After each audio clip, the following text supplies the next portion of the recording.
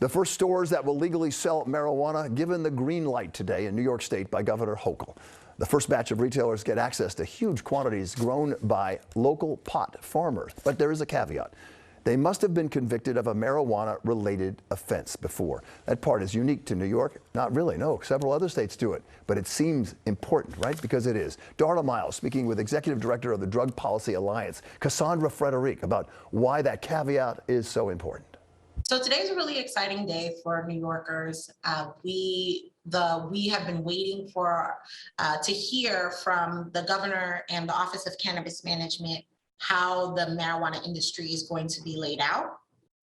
And so today they're putting out some of the first regulations on it. And what we're learning and what we've been hearing is that the governor has really taken on the mandate that advocates and community members and New Yorkers have said, which is we want an industry that is centered around people who have been harmed by the overcriminalization of New Yorkers. And so really focusing on how do we build equity into the industry. And what's really exciting is from what we're hearing is that New York is taking a really novel and innovative approach where they're actually centering people and then building the program around them, as opposed to what we've seen, which is they build a system and then they try to incorporate people into it.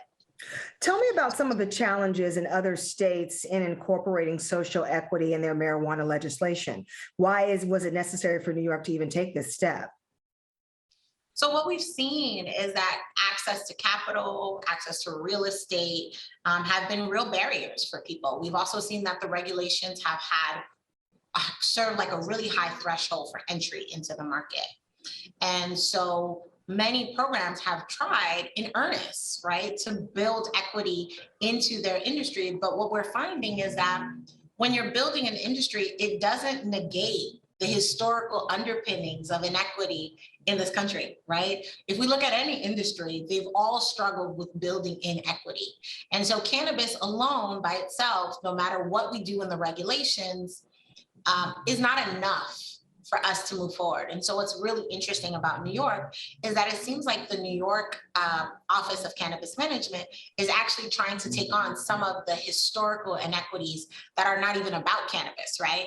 They're figuring out that they're talking about access to capital, they're talking about real estate, and they're saying, you are going to go first, because we know first movers privilege. Historically, those are the people that are able to really build their roots, and then everyone else follows them. And so what they have outlined really looks at the idea of like, who is the first mover, getting people with criminal justice histories to have the first mover priority, getting access to capital, getting real estate, and really trying to deal with these historical inequities as a way to give people the opportunity to build an industry that is more aligned with the spirit of the law. This is, by the way, poised to be a lucrative industry in New York for taxpayers and for the government. It's estimated to generate over $500 million in first-year recreational sales. That would mean $40 million in state taxes and $31 million for local governments in the form of sales, property, and income taxes. That's why so many states are doing this.